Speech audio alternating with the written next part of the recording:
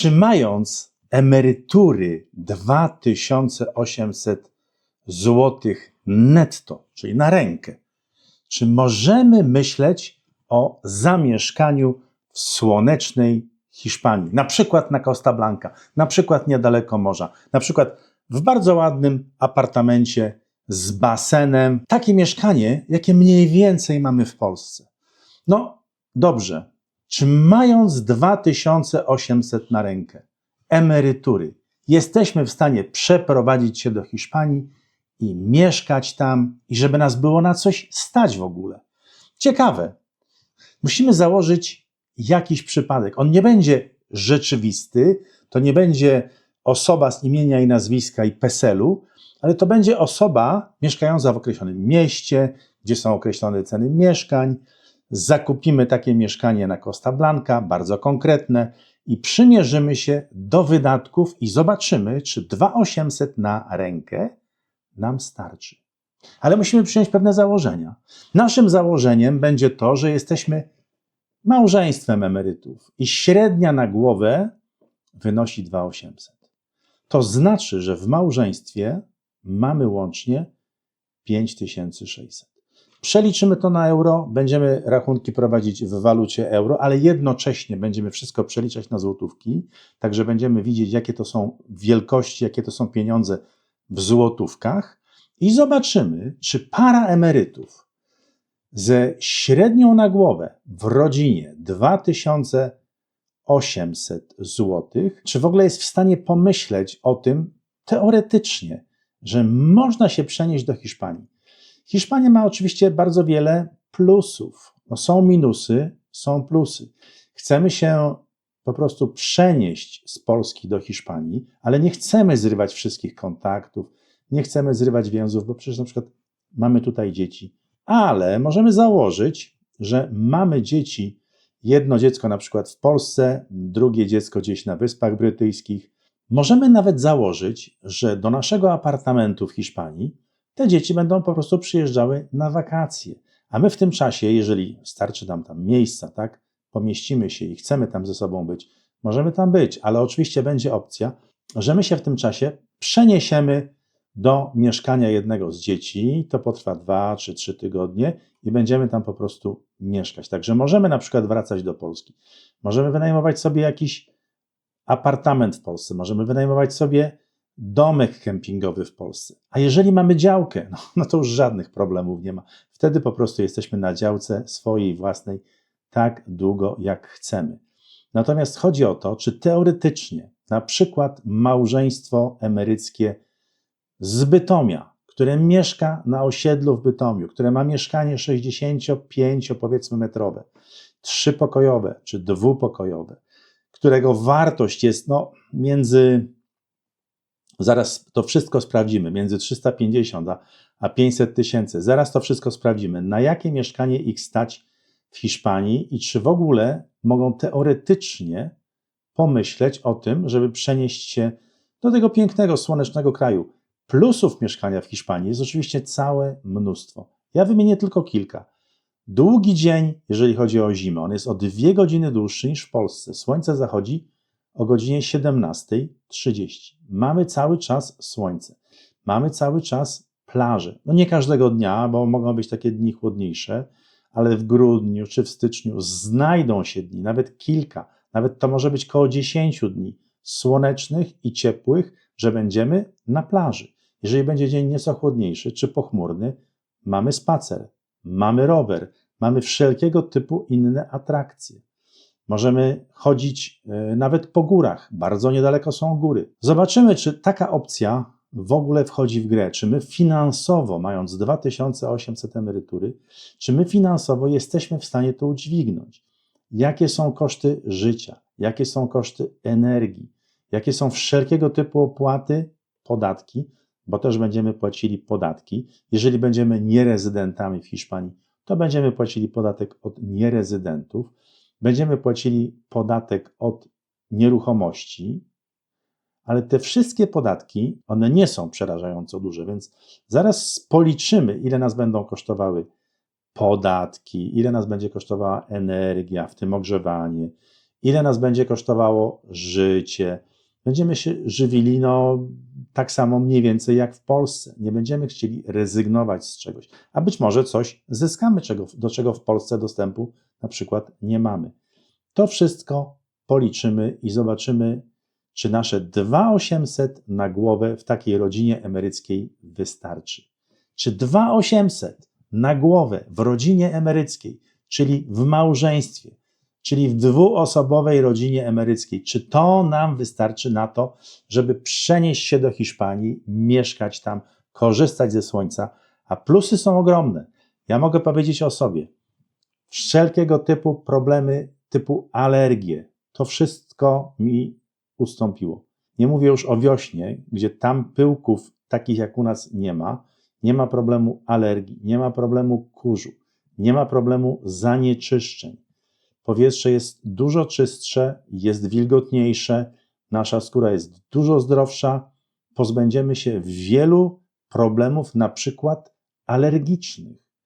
Niedaleko na Costa Blanca, na tym terenie, o którym myślę, czyli na Orihuela Costa, tam będziemy szukać naszej nieruchomości. Szukać nieruchomości będziemy na Orihuela Costa. Jest to wspaniałe miejsce, tam bardzo niedaleko, 20 kilometrów, są lecznicze błota, które naprawdę bardzo dobrze robią na skórę, ale nie tylko. Jest słone jezioro, coś w rodzaju Morza Martwego, ale ono jest mniej słone niż Morze Martwe, dlatego ma jeszcze glony i pokrywa się takim różowym kolorem, nazywa się Różowa Laguna. Można w niej się kąpać, można w niej pływać, co prawda nie ma legalnego kąpieliska, ale ludzie tam przychodzą, kąpią się, korzystają z tej bardzo słonej wody. To dla emeryta jest bardzo ważne, żeby mieć właśnie tego typu dodatkowe atrakcje, czyli te błota, Różową Lagunę, a oprócz tego morze, słońce, piasek, przyrodę, góry. Zobaczymy, czy uda nam się za 2800 na głowę wyżyć w Hiszpanii. Przejdźmy w takim razie do dzieła. Zanim jednak zaprezentuję bohaterów tej opowieści, podziękuję za lajki i za suby i zaproszę do lajkowania i do subów. Ten kanał rozwija się dzięki Wam. Przedstawiam Wam pana Stanisława i panią Marię. To są emeryci. Pan Stanisław ma 67 lat, pani Maria 63. Od pewnego czasu są na emeryturze, mieszkają w Bytomiu, a dokładnie na Sząbierkach. Mają tam mieszkanie 65-metrowe, za które miesięcznie płacą niecałe 900 zł czynszu. W tym jest oczywiście ogrzewanie i w tym jest ciepła woda, ale to wszystko jest do rozliczenia. Dodatkowo media typu prąd, gaz i ewentualnie internet czy telewizja. I takie mieszkanko, które oni posiadają, jest wyceniane w tej chwili na niecałe 340 000 złotych. Tutaj mamy przykład takiego mieszkanka. Oni sobie wymarzyli, upatrzyli miejscowość Guardamar de Segura, która jest niedaleko Torrevieja, dosłownie 15 km od Torrevieja, na południe od Alicante. Od lotniska to jest jakieś 30 km. Tam jedzie też autobus, do lotniska można dojechać autobusem.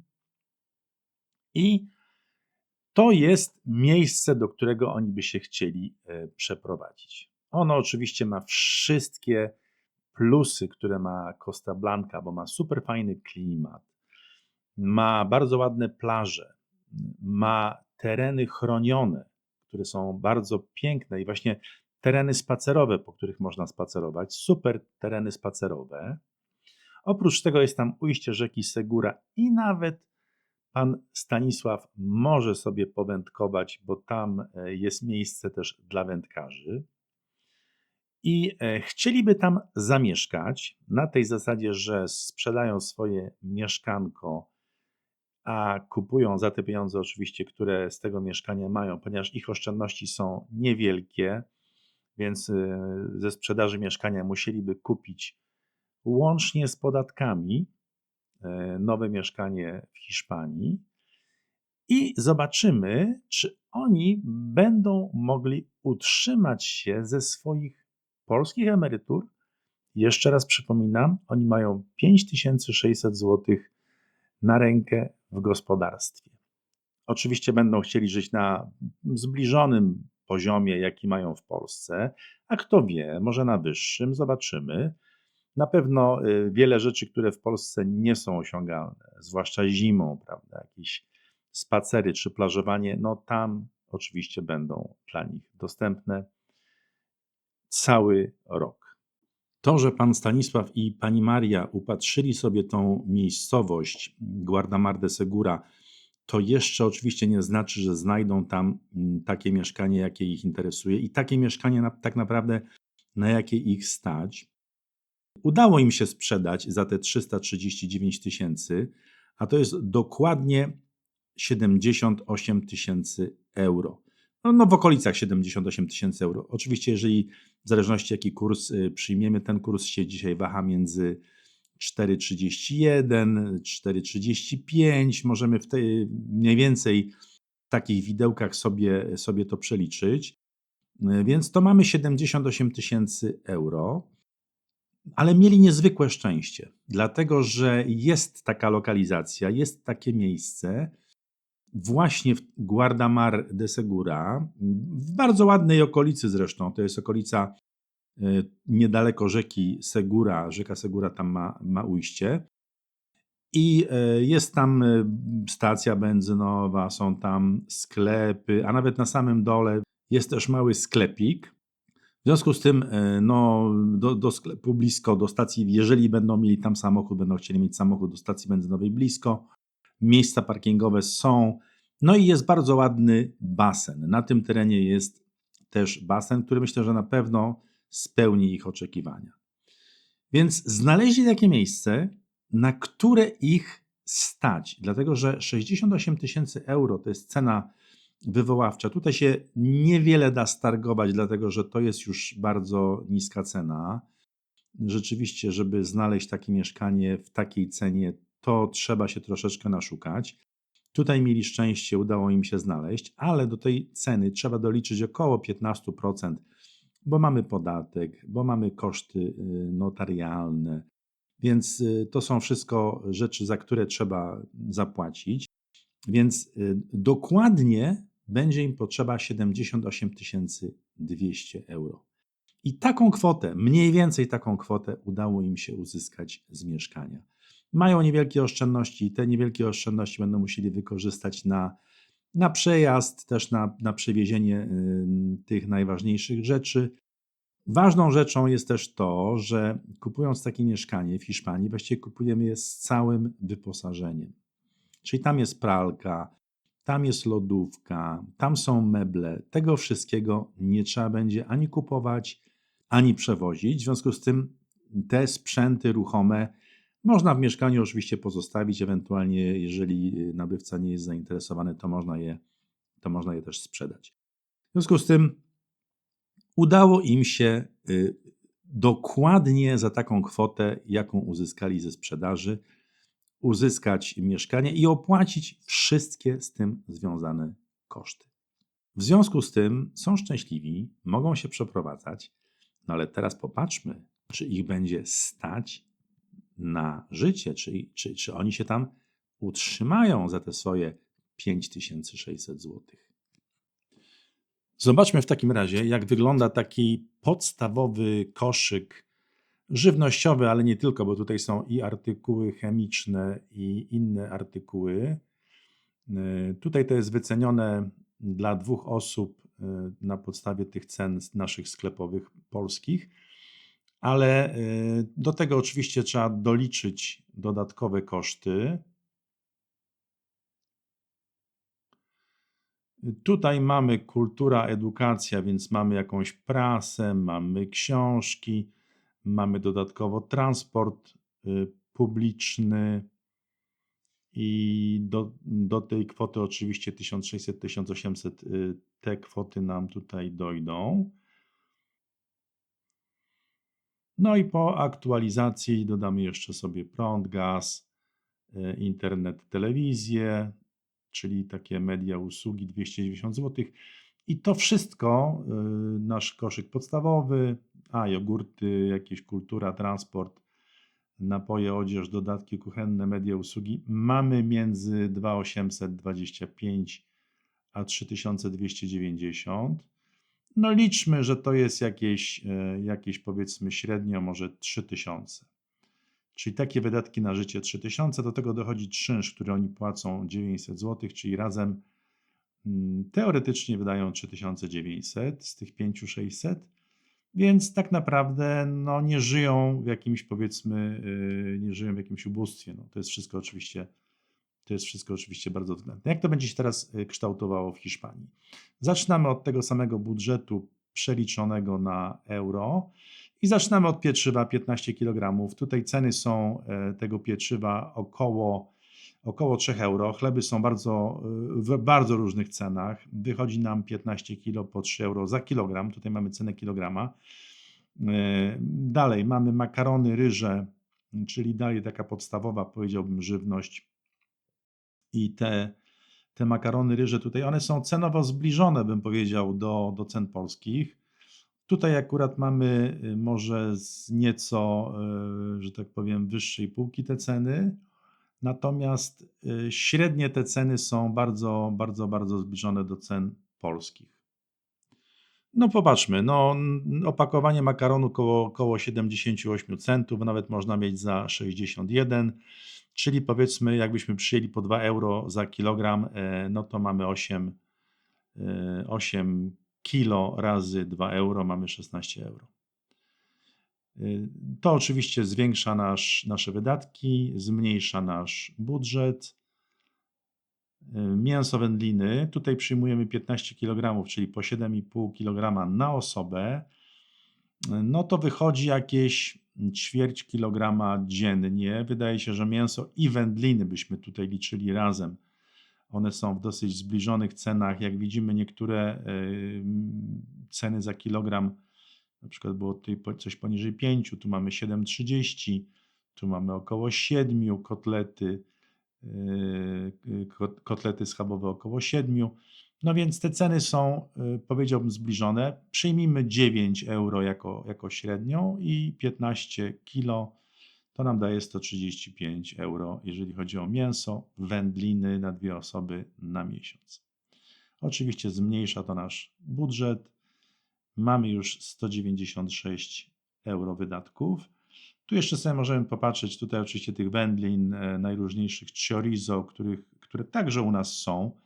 No jest całe mnóstwo, więc jakby tutaj paleta tych wędlin jest bardzo podobna do naszej, aczkolwiek smaki są nieco inne i może się okazać, że brakuje pewnych smaków.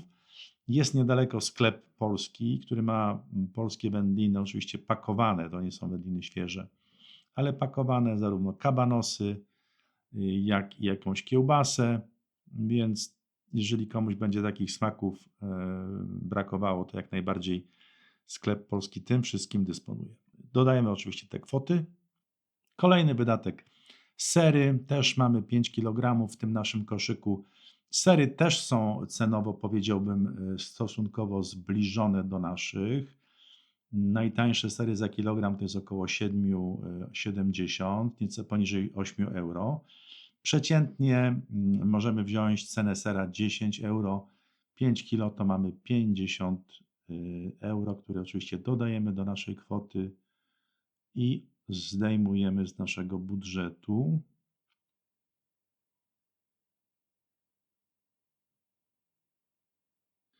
Ceny, które tutaj bierzemy, one są z sieci sklepów Konsum.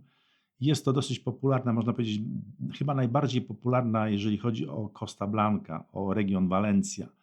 Nie jest najpopularniejszą w całej Hiszpanii, bo najpopularniejszą siecią marketów, ogólno taką krajową, jest Mercadona.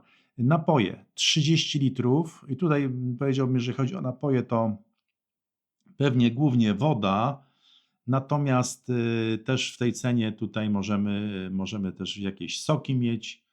Niektóre soki są w cenie wody. Więc możemy tutaj te napoje wszystkie policzyć jakby razem. Też trzeba zaznaczyć, że woda z kranu nadaje się do picia, więc nie trzeba pić jedynie wody butelkowanej. Ona tu jest bardzo dobra do parzenia herbaty czy kawy, jak najbardziej się nadaje woda z kranu. Natomiast jeżeli tutaj pan Stanisław chce sobie wypić jakieś piwo, oczywiście też to możemy doliczyć, czy jakieś wino stołowe, które tutaj w cenie jest około 2-3 euro. W tym się jakoś mieści, więc mamy po litr po 1 euro, 30 euro za napoje.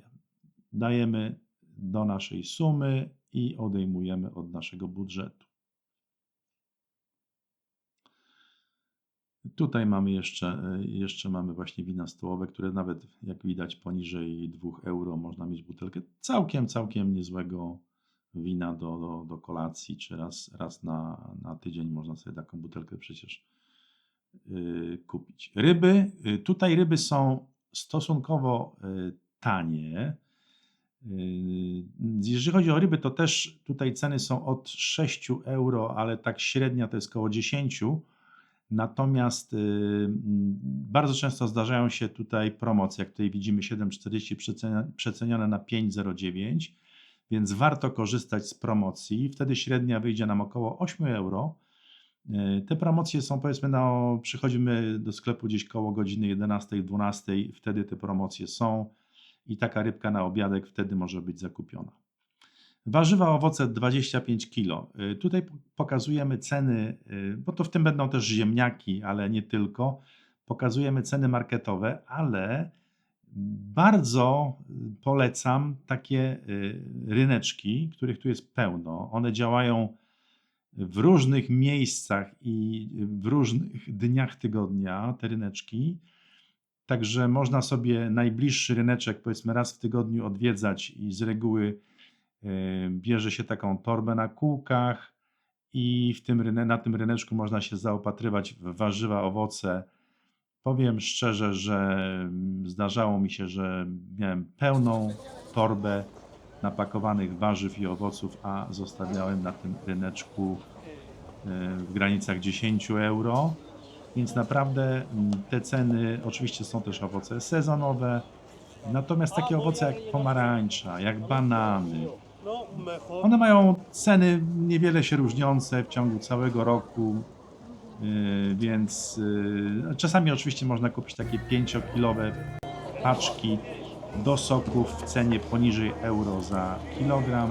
Oczywiście serki, oczywiście jakieś wędlinki można sobie też skorzystać, można sobie spróbować. Naprawdę polecam ryneczki, one są po prostu bardzo fajne. Nabiał, w tym masło. Masło jest w bardzo podobnej cenie jak w Polsce. W tej chwili w Polsce masło jest powyżej 8 zł, 8,50 około. W Hiszpanii 2 euro za kostkę, więc to jest bardzo podobna cena. No więc przyjmijmy 2 euro za sztukę czy litr. Wyjdzie nam 20 euro. W tym jest oczywiście mleko, w tym są kefiry, jogurty, które są też w dosyć podobnych cenach, więc 20 euro. Chemia, kosmetyki, czyli wszystko, czym czyścimy, myjemy, także mydła, wszystko to, co zużywamy w łazience, w kuchni. Te ceny też są zbliżone. Akurat Konsum ma też własne marki, które są stosunkowo tanie. Jakościowo nie odbiegają od, powiedzmy, tego, co się kupuje w naszych marketach. One są bardzo zbliżone jakościowo. Jeżeli wydamy 40 euro na chemię, kosmetyki, wydaje się, że to powinno nam spokojnie wystarczyć. Proszki do prania. Dodajemy to oczywiście do naszej kwoty. Kawa, herbata, cukier, olej, czyli takie rzeczy, których wcześniej nie doliczyliśmy. Kawa jest stosunkowo tania, herbata też, cukier, olej. Olej w zależności od tego, jaki chcemy, tutaj oleju rzepakowego w zasadzie nie ma, ale jest olej słonecznikowy, czy jest taki olej z mieszanki ziaren oleistych i on jest bardzo dobry, bardzo tani. On kosztuje około 3 euro za litr. Więc dodajmy sobie 40 euro za to wszystko. Kawa, herbata, cukier, olej. To myślę, że będzie dobra kwota. Dodajemy to do naszych rachunków. Co nam tutaj jeszcze zostało? Zostały nam teraz takie rzeczy jak prąd, woda, internet.